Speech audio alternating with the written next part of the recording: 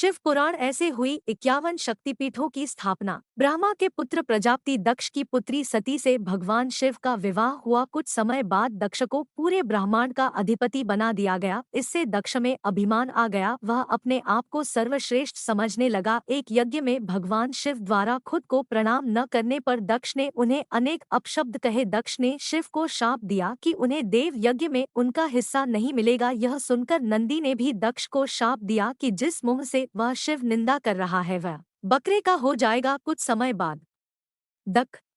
दक्ष ने एक भव्य यज्ञ का आयोजन किया। उसमें सभी देवी देवताओं को बुलाया गया, पर अभिमानी दक्ष ने शिव को उस यज्ञ से बहिष्कृत कर दिया। किसी तरह सती को यह पता चला तो उन्होंने शिव से उस यज्ञ में जाने की अनुमति मांगी। पहले तो शिव ने उन्हें समझाया, पर जब वे नहीं मानी तो उन्होंने सती को वहां जाने की अनुमति दे दी। सती अपने पिता के घर पहुंची तो दक्ष ने उनसे आंखें फेर ली। सती यज्ञ में शिव का भाग न देखकर रुष्ट हो गई और सभी को बुरा भला कहने लगी। यह सुनकर दक्ष ने भी शिव निंदा प्रारंभ कर दी। यह सुनकर सती को बड़ा दुख हुआ और उन्होंने योगाग्नि से अपने शरीर को भस्म कर दिया। यह देखकर शिव के गणों ने दक्ष यज्ञ पर हमला कर दिया, पर देवताओं ने उन्हें वहां से भगा दिया। वे शिव के पास गए और सारी घटना सुना दी। यह सुनकर शिव को बड़ा क्रोध आया। उन्होंने अपनी एक जटा को उखाड़कर जमीन पर मारा, जिससे वीरभद्र और महाकाली प्रकट हुए। शिव ने उन दोनों को दक्ष का यज्ञ विध्वंस करने की आज्ञा दी। उन्होंने पल भर में ही दक्ष का यज्ञ विध्वंस कर डाला